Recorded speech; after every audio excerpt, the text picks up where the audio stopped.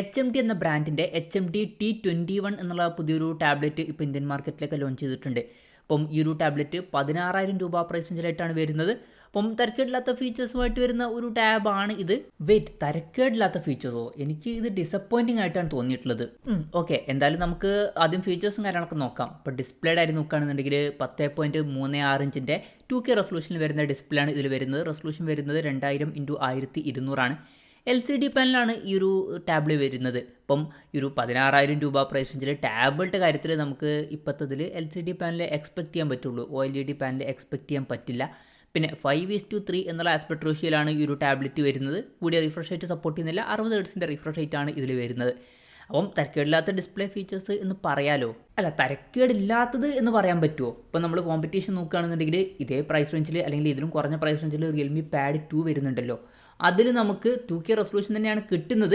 പക്ഷേ അതിൽ നമുക്ക് 120 ഹെർട്സിൻ്റെ റിഫ്രഷ് റേറ്റ് എക്സ്ട്രാ ലഭിക്കുന്നുണ്ട്. അപ്പം ഈ ഒരു പ്രൈസ് റേഞ്ചിൽ 120 ഹെർട്സിൻ്റെ റിഫ്രഷ് റേറ്റ് ഉണ്ടായിരുന്നെങ്കിൽ കുറച്ചും കൂടി നന്നായിന്. അറ്റ്ലീസ്റ്റ് ഒരു 90 ഹെർട്സിൻ്റെ റിഫ്രഷ് റേറ്റ് എങ്കിലും കൊടുക്കായിരുന്നു. പിന്നെ ഒരു കാര്യം ഞാൻ സമ്മതിക്കുന്നു, ഇപ്പോൾ ഫോണുകളിലെ പോലെ നമുക്ക് AMOLED ഡിസ്പ്ലേ എക്സ്പെക്ട് ചെയ്യാൻ പറ്റില്ല. LCD പാനൽ ഓക്കെ എന്നുള്ളതാണ്. പക്ഷേ 120 ഹെർട്സിൻ്റെ റിഫ്രഷ് റേറ്റ് അല്ലെങ്കിൽ മിനിമം 90 ഹെർട്സിൻ്റെ റിഫ്രഷ് റേറ്റ് കൊടുക്കായിരുന്നു. ഓക്കെ, ഇനി പെർഫോമൻസിൻ്റെയും അതുപോലെ തന്നെ ഗെയിമിങ്ങിൻ്റെ കാര്യത്തിലോട്ട് വരികയാണെന്നുണ്ടെങ്കിൽ യൂണി SoC T612 എന്ന പ്രോസസ്സറാണ് ഇതിൽ വരുന്നത്. പിന്നെ ഇതിൽ 8GB റാമും 128GB ഇൻറ്റേർണലൊക്കെ വരുന്നുണ്ട്. LPDDR4 റാമാണ് വരുന്നത്. മെമ്മറി എക്സ്പാൻഡ് ചെയ്യണമെന്നുണ്ടെങ്കിൽ മെമ്മറി കാർഡ് സ്ലോട്ടൊക്കെ ഇതിൽ വരുന്നുണ്ട്. പിന്നെ 4G സപ്പോർട്ട് വരുന്നുണ്ട്. അപ്പോൾ സിം ഇടാൻ പറ്റും, അത് നല്ലൊരു കാര്യമാണ്. ഓക്കെ, ഒരു കാര്യം ഞാൻ സമ്മതിക്കുന്നു, 4G സിമ്മിൻ്റെ സപ്പോർട്ട് ഉണ്ട് എന്നുള്ളത് നല്ലൊരു കാര്യമാണ്. പക്ഷേ ടാബ് എത്ര പേര് ഒരു 4G ഡിവൈസ് അല്ലെങ്കിൽ ഒരു സിം സപ്പോർട്ട് ചെയ്യുന്ന ഡിവൈസായിട്ട് യൂസ് ചെയ്യും എന്നുള്ളതും ചോദ്യമാണ്. പിന്നെ പെർഫോമൻസിൻ്റെ കാര്യത്തിലോട്ട് വരുമ്പോൾ ഈ ഒരു പ്രൈസ് റേഞ്ചിന് പറ്റിയിട്ടുള്ള പ്രോസസ്സർ അല്ല ഇതിൽ വരുന്നത്. ഇപ്പോൾ നമ്മൾ കോമ്പറ്റീഷൻ നോക്കുകയാണെന്നുണ്ടെങ്കിൽ ഇപ്പോൾ റിയൽമി പാഡ് 2ൽ മീഡിയാടെക്കിൻ്റെ Helio G99 എന്ന പ്രോസസ്സർ വരുന്നുണ്ട്. അതുപോലെ തന്നെ ഓപ്പോ പാഡ് SEയിൽ മീഡിയാടെക്കിൻ്റെ Helio G100 എന്ന പ്രോസസ്സറും വരുന്നുണ്ട്. ബെറ്റർ ആയിട്ടുള്ള പ്രോസസ്സറുമായിട്ട് വരുന്ന ടാബുകൾ ഈ ഒരു പ്രൈസ് റേഞ്ചിൽ വേറെ വരുന്നുണ്ട്. പെർഫോമൻസും കാര്യങ്ങളൊക്കെയാണ് മെയിൻ എന്നുണ്ടെങ്കിൽ വേറെ ടാബുകൾ ഓപ്ഷനിൽ ഉണ്ട്. പിന്നെ 4Gയുടെ സപ്പോർട്ടും കൂടി വേണം എന്നുണ്ടെങ്കിൽ ഇതല്ലാതെ ഓപ്പോ പാഡ് SE എന്ന ടാബ് വരുന്നുണ്ട് 16,000 രൂപ പ്രൈസ് റേഞ്ചിൽ തന്നെ. ആ ഒരു ടാബിൽ ഇതേ പ്രൈസ് റേഞ്ചിൽ നമുക്ക് 4G സപ്പോർട്ട് കിട്ടുന്നുണ്ട്. അത് മാത്രമല്ല അതിൽ ബെറ്റർ ആയിട്ടുള്ള മീഡിയാടെക്കിൻ്റെ Helio G100 എന്ന പ്രോസസ്സറും വരുന്നുണ്ട്. അപ്പം ഓപ്ഷന് വേറെ ഉണ്ട്. പെർഫോമൻസിൻ്റെ കാര്യത്തിൽ ഞാൻ ശരിക്കും ഡിസപ്പോയിൻറ്റിംഗ് ആണ്. യൂണി SoC T612 എന്ന പ്രോസസ്സർ ഈ ഒരു പ്രൈസ് റേഞ്ചിന് പറ്റിയിട്ടുള്ള പ്രോസസ്സർ അല്ല. മിനിമം 10,000 രൂപയ്ക്ക് താഴെ വരുന്ന ഡിവൈസുകൾക്ക് പറ്റിയിട്ടുള്ള പ്രോസസ്സറാണ്. 10,000 രൂപയ്ക്ക് താഴെ എന്നും പറയാൻ പറ്റില്ല, 8,000 രൂപയ്ക്ക് താഴെ എന്ന് പറയാം. അപ്പം ഈ ഒരു പ്രൈസ് റേഞ്ചിൽ പ്രോസസ്സർ ഡിസപ്പോയിൻറ്റിംഗ് ആയിട്ടുണ്ട്. പിന്നെ ക്യാമറയുടെ കാര്യം പറയുകയാണെന്നുണ്ടെങ്കിൽ ടാബിൻ്റെ പിന്നിൽ 8 മെഗാ പിക്സൽ ക്യാമറ സെൻസറാണ് വരുന്നത്. ഫ്രണ്ടിൽ 8 മെഗാ പിക്സൽ സെൽഫി ക്യാമറയും വരുന്നുണ്ട്. ഇപ്പോൾ തിരക്കില്ലാത്തൊരു ക്യാമറ സ്പെസിഫിക്കേഷൻ എന്ന് പറയാമല്ലോ. ശരിയാണ്. ഇപ്പം ടാബ് എന്ന് പറയുന്നത് അത്ര ക്യാമറ ഫോക്കസ്ഡ് ആയിട്ടുള്ള ഒരു ഡിവൈസ് ഒന്നുമല്ല. ഈ ഒരു ക്യാമറ സ്പെസിഫിക്കേഷനൊക്കെ ഓക്കെ ആണ് എന്ന് തന്നെ പറയാവുന്നതാണ്.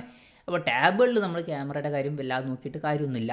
ഇനി നമ്മൾ ബാറ്ററിയുടെ കാര്യം നോക്കുകയാണെന്നുണ്ടെങ്കിൽ 8200 mAh ബാറ്ററി വരുന്നുണ്ട്. തിരക്കേടില്ലാത്തൊരു ബാറ്ററി കപ്പാസിറ്റിയാണ്. 18 വാട്ടിൻ്റെ ഫാസ്റ്റ് ചാർജ് സപ്പോർട്ട് വരുന്നുണ്ട്. തിരക്കേടില്ലാത്തൊരു ചാർജിങ് സ്പീഡുമാണ്. പിന്നെ Type-C ചാർജിങ് പോർട്ടും ഇതിൽ കൊടുത്തിട്ടുണ്ട്. അപ്പോൾ തിരക്കേടില്ലാത്തൊരു ബാറ്ററി സെറ്റപ്പ് ഇതിൽ വരുന്നുണ്ട് എന്ന് പറയാലോ.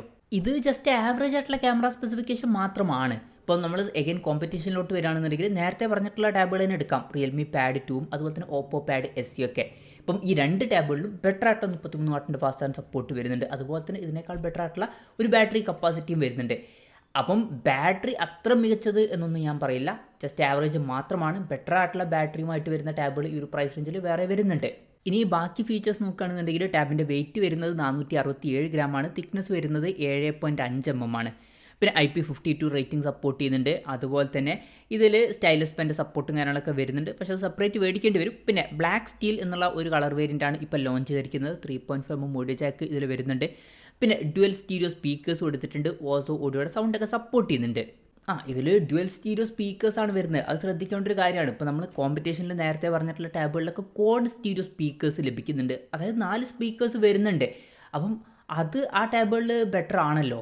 പിന്നെ ഇതിൽ ആൻഡ്രോയിഡ് 13 ബേസ് ആയിട്ടുള്ള സോഫ്റ്റ്വെയർ ആണ് വരുന്നത്. 1 കൊല്ലത്തെ OS അപ്ഡേറ്റും അതുപോലെ തന്നെ 3 കൊല്ലത്തെ സെക്യൂരിറ്റി അപ്ഡേറ്റ്സും കാര്യങ്ങളൊക്കെ ഇതിൽ ലഭിക്കുന്നതായിരിക്കും. ഇപ്പം ആൻഡ്രോയിഡ് 16 സോഫ്റ്റ്വെയർ എത്തി. ഇനി 16 കൊടുക്കണം എന്നില്ല, എന്നാലും തൊട്ട് മുമ്പുള്ള ആൻഡ്രോയിഡ് 15 ബേസ് ആയിട്ടുള്ള ഒരു ടാബ്ലറ്റ് എങ്കിലും അവർ ഇറക്കണ്ടേ. ഇത് ആൻഡ്രോയിഡ് 13 സോഫ്റ്റ്വെയർ ആണ് വരുന്നത്. ഇനി അപ്ഡേറ്റ് ലഭിക്കുകയാണെങ്കിൽ തന്നെ 14 എത്തുള്ളൂ. ഈവൻ 15 അപ്ഡേറ്റ് ഇതിൽ കിട്ടുക പോലും ഇല്ല. അപ്പോൾ അത് ശരിക്കും ഡിസപ്പോയിൻറ്റിംഗ് ആയിട്ടുള്ള ഒരു കാര്യമാണ്.